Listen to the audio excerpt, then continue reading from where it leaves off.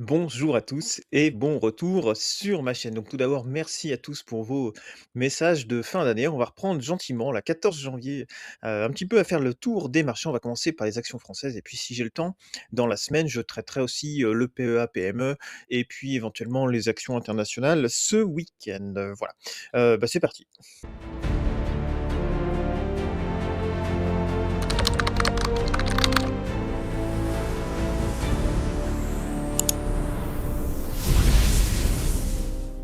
Et on va faire tout de suite le point sur le CAC 40, donc dans sa version dividende réinvesti.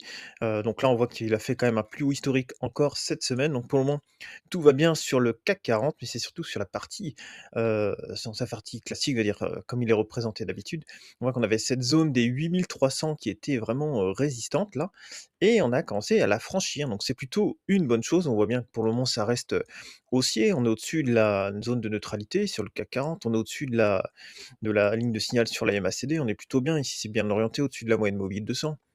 Donc pour le moment, il n'y a pas de signaux qui pourraient nous dire: «Attention sur le CAC 40». On était sur une partie, plutôt, chère, plutôt sur des points de vente sur le CAC 40, mais là, si ça vient à repartir, eh bien, ce serait parfait, voilà, plutôt qu'une fois qu'on a franchi ces plus hauts-là, une fois qu'on a cassé ces résistances-là, après si ça pouvait partir, ce serait plutôt pas mal. Allez, on va regarder maintenant les actions. On va commencer par Accor, je vais les faire dans la liste, dans l'ordre alphabétique, pardon.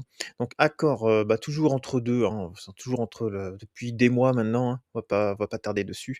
Entre le point de vente sur les 50 et entre les points d'achat qui seraient aux alentours des 36-37 €. Voilà, donc pour le moment, rien à faire dessus. Air Liquide qui a fait un petit point bas ici, là, sur les 155, mais ça reste pour le moment toujours baissier. On est sous la zone de neutralité, on est sous la ligne de signal, on a la moyenne mobile 20 périodes qui est sous la moyenne mobile 50. Donc pour le moment, c'est une tendance de correction, dans une tendance haussière de long terme, hein, bien sûr. Au niveau des graphiques, je les représente tous là, ajustés aux dividendes ici, hein, pour voir la performance totale. Ensuite, on a Airbus toujours dans une belle tendance. Il y a une superbe tendance sur 2025, il y a une petite correction, fin d'année là et puis derrière, c'est bien reparti. Donc Airbus, pour le moment, rien à dire, c'est toujours haussier, c'est toujours acheteur. ArcelorMittal, ouais, ça fait quand même quelques mois maintenant qu'on l'a su. On a identifié, hein, quand même déjà une belle tendance haussière. Elle commence à être en surachat en semaine, mais ça peut durer longtemps. Voilà, elle est belle, elle est haussière, il y a absolument rien à dire sur ArcelorMittal. Alors c'est pas le genre d'action que je vais rentrer en portefeuille, je suis pas trop fan de ce type d'action, mais voilà, enfin, celui qui veut faire éventuellement un trade dessus, pourquoi pas, voilà, mais elle est bien, il y a rien à dire sur ArcelorMittal. Même si c'est pas mon genre d'action, hein, c'est pas mon genre d'action, mais on peut pas dire autre chose. Elle est bien, elle est belle. AXA, on est entre 2 points là, vous voyez, on arrive, très belle tendance haussière là depuis 2021 et puis là on corrige un petit peu, on est un petit peu plus à plat, on va peut-être avoir un début de phase de correction sur AXA. Pour le moment, c'est pas encore, vendeur là, on vient juste de casser tout doucement la zone de neutralité. On est sur la ligne de signal, vous voyez là ça attend, on est entre deux situations là sur AXA.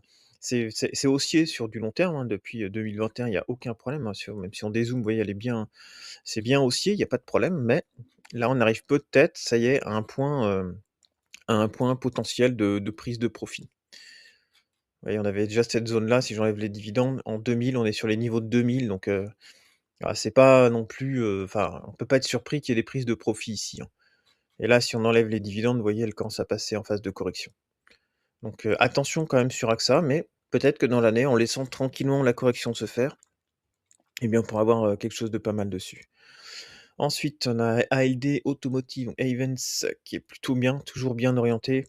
Pareil, c'est pas trop, c'est automobile, donc c'est pas trop mon secteur, un de mes secteurs privilégiés, mais ouais, c'est haussier, ouais, il y a rien à dire. C'est haussier, c'est au-dessus de la moyenne mobile 200, regardez, c'est bien orienté là. Le RSI, il est top. Là, c'est pareil sur la MACD, c'est quand même très, très bien. Donc rien à dire là-dessus, hein. Vous avez plus de chances de faire des gains là-dessus que sur une action, baissière, hein. Il y a pas de souci. Ensuite, on a, BNP Paribas qui enchaîne les semaines de hausse, là, depuis sa correction de la dernière fois, là, depuis du mois d'octobre. Ça enchaîne les semaines de hausse et là, on arrive vraiment dans cette zone-là, qui pour moi est une zone vraiment très, très résistante. Il y a eu, déjà un rejet ici sur les 84, là, c'est passé. On va voir ce que ça donne, si ça monte sur les 92, voir ce que ça donne, si ça conserve ou pas. C'est ouais, mais Pour moi, ça s'achète en panique ces actions-là. BNP Paribas, ça s'achète sur des goûts de panique pour avoir un bon rendement et puis après on laisse faire et puis on profite du rendement, voilà. Et puis si éventuellement après je reviens sur BNP Paribas, elle vous fait quelque chose de bien, lire sur le cours et bien tant mieux, vous avez pris les dividendes et en plus une belle plus-value. Alors ensuite, Dassault Systèmes, bah, rien à faire, hein, ça reste vendeur ici, c'est vendeur, c'est vendeur, c'est vendeur, tendance baissière. Pour moi, ça sert à rien de rentrer là-dessus, tant qu'il y a pas d'inversion de tendance, voilà. On perd rien à attendre sur ce genre d'action, ça peut aller plus bas, on sait pas trop jusqu'où ça peut aller. Celle-ci, je crois qu'il fallait la regarder en format mensuel de mémoire, voilà. On est sur cette zone-là, celui qui veut faire du long terme, pourquoi pas tenter un point d'entrée ici? Mais bon, bah, c'est quand même bien en correction en format mensuel. Regardez, elle était quand même haussière depuis 2010, hein. 2010-2024, ça fait 14 ans de hausse quand même. Là, on a une correction maintenant, ouais, il faudra quand même se méfier.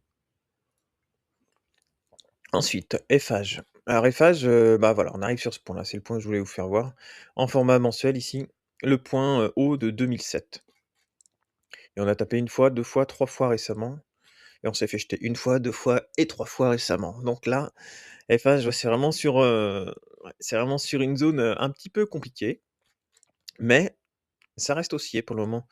Ici, vous voyez, c'est toujours au-dessus de la ligne de signal. Ici, on est toujours au-dessus de la zone de neutralité, donc même si ça corrige et qu'il y a de la volatilité, pour le moment, c'est haussier sur Eiffage. Donc moi, je suis actionnaire, d'Eiffage et je garde, pour l'instant, mes actions Eiffage tant qu'il y a pas de changement de tendance, hein.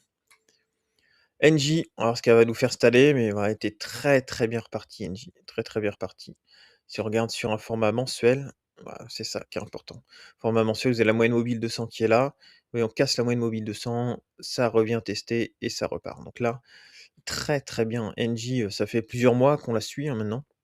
Je suis pas rentré dessus parce que après je vais avoir, 20 000 actions dans mon portefeuille, c'est pas la peine de courir tous les lièvres, mais voilà, il y a quelque chose de pas mal, hein, et elle est toujours haussière. On commence à arriver en surachat en format mensuel, mais elle est toujours haussière et elle reste haussière, hein, il y a pas de problème. Et Silor, ça continue sa tendance haussière, toujours bien, format mensuel, on est toujours nickel.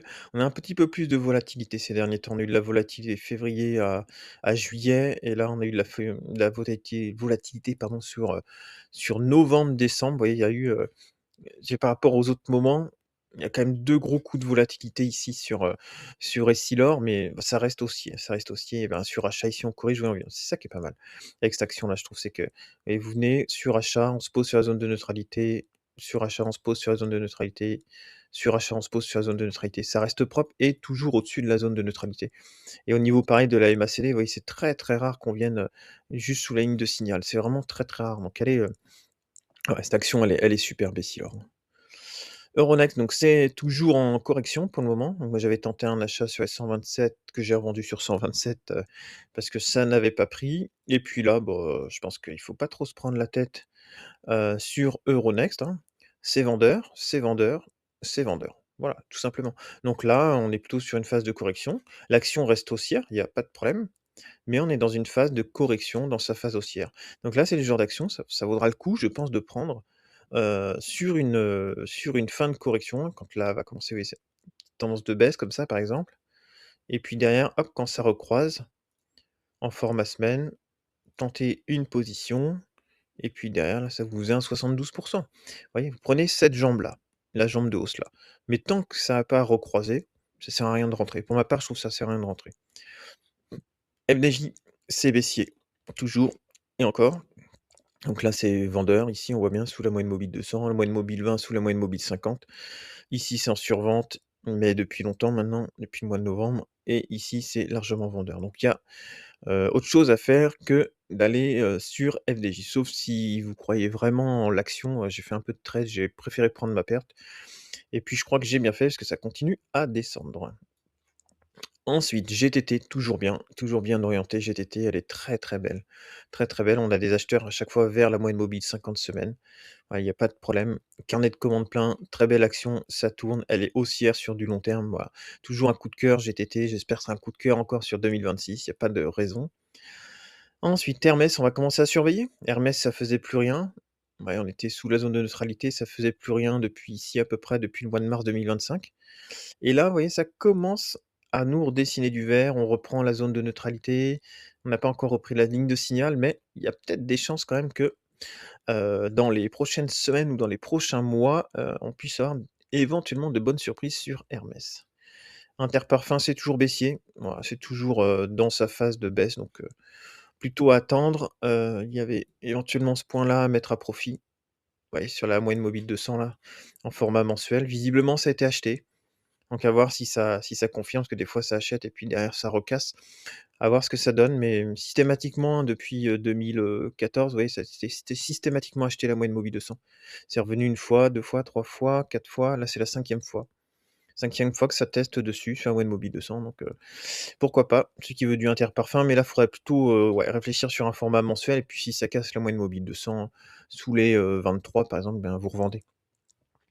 Ensuite, Kering, Kering pour moi, pour lancer que de la spéculation. Faut attendre vraiment d'avoir des résultats, chiffrés sous le nez, parce que là, on est juste sous la zone de neutralité. Ici, c'est vendeur, donc là, on est vendeur, vendeur. On récupère la moyenne mobile 200 mois, mais c'est un peu timide encore. Donc ouais, sur du format long terme, ça paraît encore un peu compliqué. Sur du format moyen terme, c'est un peu mieux. C'est acheteur et là, c'est acheteur, bien que sous la moyenne mobile 200. Donc là, on est plutôt encore sur du rebond, mais Kering, ça pourrait être quand même aussi pareil si le luxe repart, une bonne surprise sur, 2026.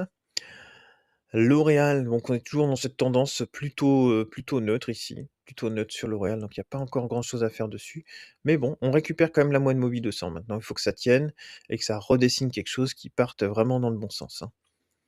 LVMH, on est toujours sous la moyenne mobile 200. Ici, on avait noté cette zone, pardon, en fin d'année avec une éventuelle prise de profit suite au signal d'achat qu'on avait détecté par ici avec les indicateurs de signal de survente. Ah, ça faisait une belle progression. Maintenant, à voir ce que ça va donner. Pour le moment, ça reste vendeur, c'est sous la moyenne mobile 200. Voilà, ça reste vendeur.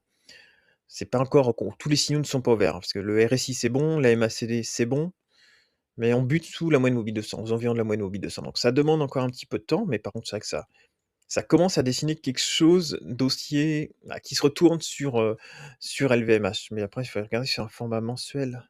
Ça pourrait être sympa de voir ça. On est encore assez loin de la moyenne mobile 200 et là, on revient, ouais, sur la zone de neutralité. Ici, c'est vendeur encore, donc ouais, peut-être un petit peu tôt encore sur LVMH. Ensuite, on a Michelin. Michelin, c'est toujours, sous la moyenne mobile 200. Ça tente de se reprendre là, mais c'est pas encore, on peut pas parler de retournement encore, oui, c'est toujours vendeur. Ça peut durer encore un petit bout de temps. Je suis pas sûr que Michelin, ce soit, encore l'action de l'année, hein. Nexan, c'est neutre pour le moment, donc rien à faire sur Nexan, plutôt des achats vers les 115-117. Point de vente plutôt sur les 140, pas grand-chose à faire sinon. Orange, toujours très bien orienté, voilà, très belle action. Prochain point de résistance pour moi, c'est aux environs des 15-50 par là. Tant qu'elle est au-dessus, voilà, il y a rien à dire, hein, ça fait des mois, hein, qu'on en parle. C'est haussier, c'est au-dessus de la zone de neutralité, c'est au-dessus de la ligne de signal. Ceux qui sont dessus, il y a juste à se laisser porter. Rentrer maintenant sur cette action-là, par contre, je suis pas sûr. Vaut mieux peut-être attendre, une autre action qui nous donnera un signal. Alors Pernod Ricard, c'est toujours baissier. Ouais, il y a rien à faire sur Pernod Ricard pour le moment, c'est baissier, tout comme Rémy Cointreau. Rémy Cointreau, c'est baissier, il y a pas de signaux pour le moment, il y a pas de signaux. C'est baissier, il faut attendre, voilà, ça peut durer, des années, il faut attendre. Renault, pareil, c'est toujours coincé sous sa moyenne mobile 200. Ici, sous la zone de neutralité, sous la ligne de signal, c'est toujours vendeur depuis que ça cassait ici. Donc, pas de Renault pour le moment à prendre en portefeuille. Ruby, c'est bien orienté Ruby, ça marche bien. Peut-être qu'il y aura quelque chose à faire sur les pétrolières cette année, c'est possible. C'est possible avec la géopolitique là qui est, petit rebond, sachant que ça fait, 1 an ou 2 là que les pétrolières, c'est pas trop ou le domaine pétrolier, c'est plus trop à la mode. Il y aura peut-être quand même moyen de faire, un petit truc sur, les actions comme, Ruby, Total, des choses comme ça, hein. Mais là, c'est bien orienté et là, c'est hors dividende, hein, je crois, donc si je rajoute les dividendes, on a quand même plutôt quelque chose de très, très propre. Ouais, ça, c'est une belle tendance qui est repartie. Au-dessus de la ligne de signal, ici au-dessus de la ligne de signal, au-dessus de la zone de neutralité. Ouais, c'est acheteur. Ruby, c'est acheteur. Plus de chances de faire un gain sur Ruby que de faire un gain sur Renault pour le moment. Saint-Gobain, toujours dans sa phase de correction. Belle tendance de hausse sur Saint-Gobain. Et puis là, hop, moi j'ai vendu par ici. Là, quand ça a croisé, j'ai pris une belle tendance. Là, ça a croisé, j'ai vendu. Ici, c'est toujours vendeur. Ici, c'est toujours vendeur. Pour le moment, pas grand-chose à faire sur Saint-Gobain. Mais ça reste aussi, hein, tendance de long terme. Celui qui veut créer une position tranquillement sur Saint-Gobain, bah, soit il attend la fin de la phase de correction, soit, bah, il rentre au fur et à mesure, par palier éventuellement dessus, hein. Sanofi, bon, ça fait pas grand-chose, hein, ça fait pas grand-chose. Point d'achat sur les 76-77 avec des points de revente plutôt, j'aurais bien dit sur les 95, mais en ce moment, c'est plutôt sur les 90. Celui qui veut tenter, plutôt attendre des points comme les 77-78 pour acheter, quoi. Schneider, c'est à plat. À chaque fois, je repousse ma flèche, on peut encore la repousser de quelques semaines. Stellantis, ça fait rien. C'était bien reparti et puis, j'ai l'impression que ça recasse la zone de neutralité. Ici, j'ai l'impression que ça va recasser la ligne de signal. Ouais, attention sur Stellantis quand même, c'est peut-être un faux départ pour le moment. Technip Energies, ça fait pas grand-chose, c'est vendeur, c'est vendeur. C'est pas encore vendeur ici sur la moyenne mobile 20 et la moyenne mobile 50, mais voilà, ça corrige un petit peu. Téléperformance, c'est toujours vendeur.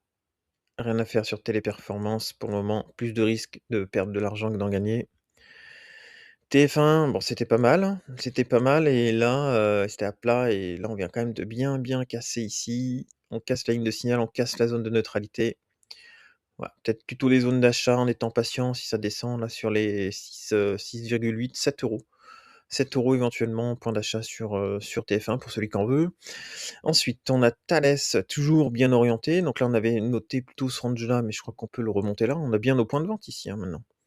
Point d'achat plutôt sur les points ici, point de vente, plutôt ici. Mais pour le moment, c'est bien orienté. Sur Thales, c'est plutôt pas mal. Total Energy qui nous régale quand même en début d'année, hein. Je suis rendu à plus 10 là pour le moment de plus-value latente. Hors dividende, j'ai pris 2 fois le dividende, donc 2 fois 0,85 centimes. Donc c'est plutôt pas mal. Voilà, une fois que ma position est dans le vert, moi j'étais acheteur, hein, je vous ai dit toute l'année dernière, j'étais acheteur sous les 53 €. Voilà, sous les 53 €, j'étais acheteur. Donc j'ai acheté sous les 53 €. Voilà et puis maintenant, j'ai plus qu'à me laisser porter. Donc si on regarde le cours, hors dividende, on voit qu'on est toujours bloqué sous la moyenne mobile 200. On est dessus, mais on a du mal à la franchir, cette moyenne mobile 200 semaines. Mais Total étant une action de rendement, moi je mets toujours avec le dividende réinvesti pour voir la performance totale. Et là, c'est quand même beaucoup mieux et on est sur un, début éventuellement, vous voyez, début ici de tendance donc je garde. La tendance est plutôt avec moi, pas une grosse tendance, hein, c'est pas hyper puissant, mais la tendance est quand même là sur Total. Je me laisse porter, je prends les dividendes et quand le marché me dira de sortir, eh bien, je ressortirai de l'action. Mais pour le moment, il y a aucun problème à la garder, hein. Vallourec, c'est plutôt pas mal, hein, c'est plutôt pas mal, toujours haussier. Il y a quand même pas mal de volatilité, mais ça reste, très propre, c'est haussier. C'est haussier sur Vallourec, il y a pas de problème. Veolia, c'est pareil, c'est haussier. Qui veut avoir un petit portefeuille, plutôt tranquillou, voilà, sans prendre trop de risques, sans prendre trop de volatilité. Bah, je trouve Veolia, ça fait quand même sens dans un portefeuille, bah, c'est pas l'action la plus, folle, hein, que vous trouverez, mais elle est bien.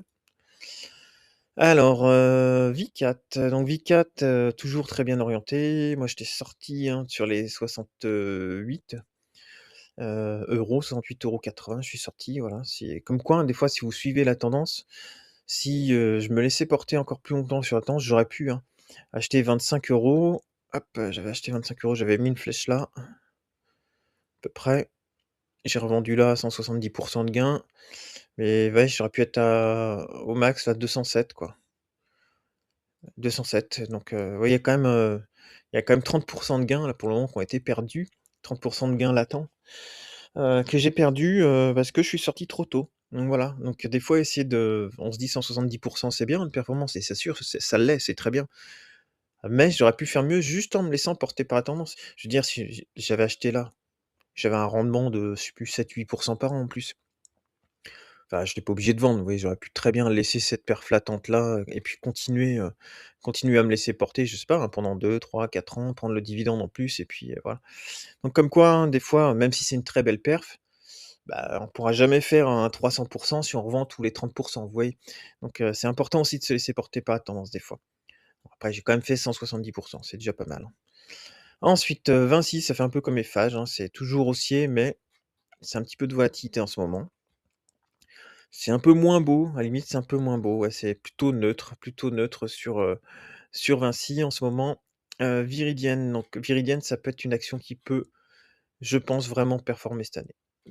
Voilà, ça peut le faire, on avait tracé ça là sur le mois de novembre-décembre, vous voyez?